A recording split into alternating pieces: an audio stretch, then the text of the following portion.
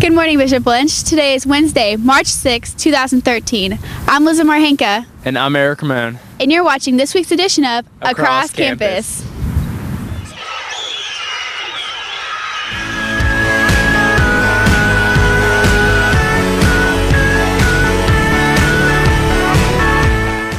With the wins yesterday, both teams will move on to the state tournament in hopes of becoming the 2013 state champions.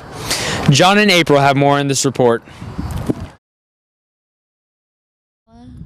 Girls soccer is generally overlooked at BL. This year, we continue to cheer on our girls on their way to a state victory.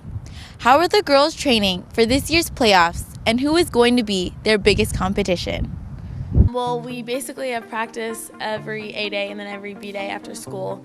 And we're just working on playing together, our first touch, and just keeping control of the ball and really making sure we work well together.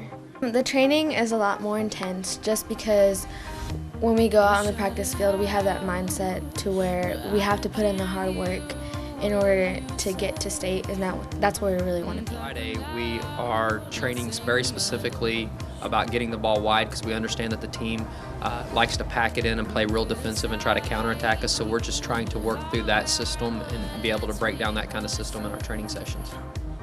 Who do you think is going to be your biggest competition this year?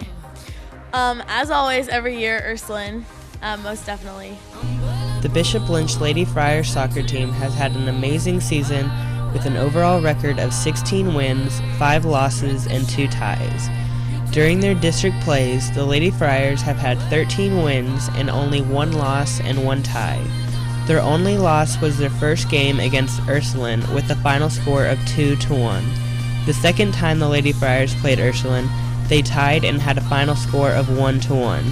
The Lady Friars are practicing and training harder than ever to achieve that state title and end Ursuline's winning streak of 23 consecutive state wins. How big is it for you to get to this point? It's a really big deal. I'm a senior this year, so I would love to be able to win a state championship my last year. It's really big for me, just considering that it's my last year to be here and to play high school soccer, and for my last year to play for Coach Hedges, so it means a lot to me. I think it's an expectation here now that we end up in the playoffs every single year. Every single year it's gotten better and better. We've gone deeper and deeper. Even in our games against Ursuline, we've gone from getting beat 3 or 4-0 to getting beat 2-1, and then the last game tying them. So the progression has been there in the last 3 years since I've been here. So I'm very excited with the direction that the program's going. The girls are working really hard. They're putting in the extra hours, and I fully expect that their extra work is going to be what it takes to get us past Ursuline and all the way to the state championships. And what I keep telling the kids is how great would it be, how absolutely awesome would it be to be the team that knocks them out. I just think that would be an ultimate accomplishment, and I think that would be one of the highlights of the year for the entire Bishop Lynch community. The state game takes place this Saturday in Houston. If you could come out and support our Lady Friars as they take on Ursuline, it will be a great game full of excitement. Good luck, Lady Friars, and no matter what happens, we congratulate you on making it this far, and we are proud of your accomplishments. This has been April Estrella and John Avery reporting for Across Campus.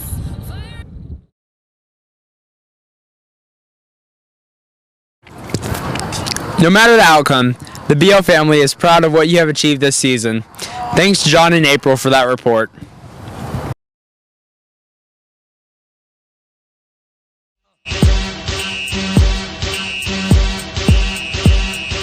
Y'all gon' make me lose my mind. Up in here, up in here. Y'all gon' make me go all out. Up in here, up in here. Y'all gon' make me act a fool. Up in here, up in here. Y'all gon' make me lose my cool. Up in here, up in here. If I got to bring it to you, cowards. Hey, Miss Barton. Hey, Duncan. I don't know what it is. I'm just not really motivated in class. I'm always tired. Getting distracted really easily. I just don't know what it is. Has anybody at home been sick? Have you been around other kids that have been sick or anything like that? Nah. So you're not motivated to do work? No. Do Never. you feel like coming to school? Never.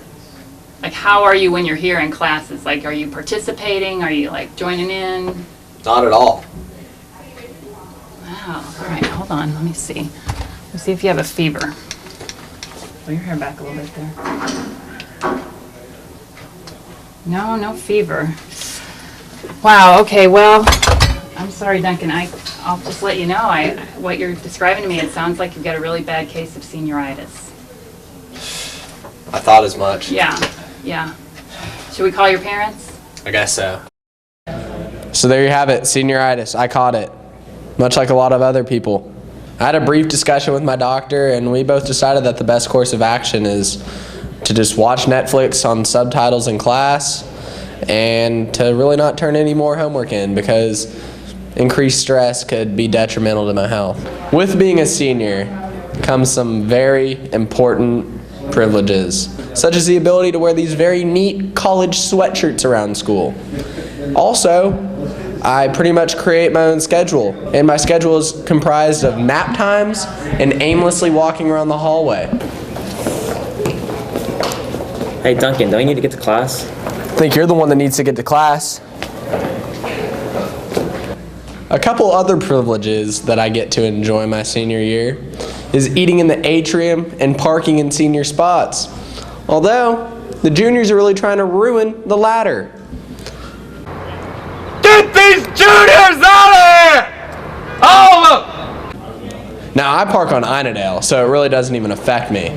But I don't know what I'm more tired of. The juniors taking away our senior privileges, or all the seniors meowing about the juniors taking all the spots?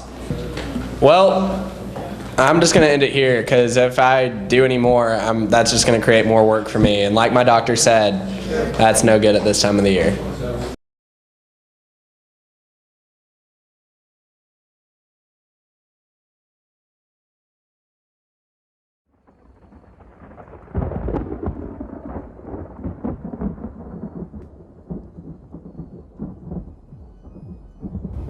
Thursday is a B-day, and the blood drive is going on all day.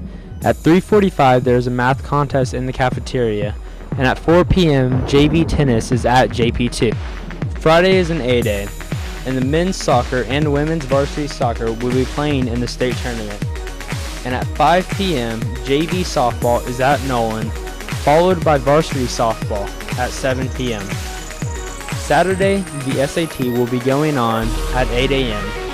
Men's soccer and women's varsity soccer will be playing in the state tournament.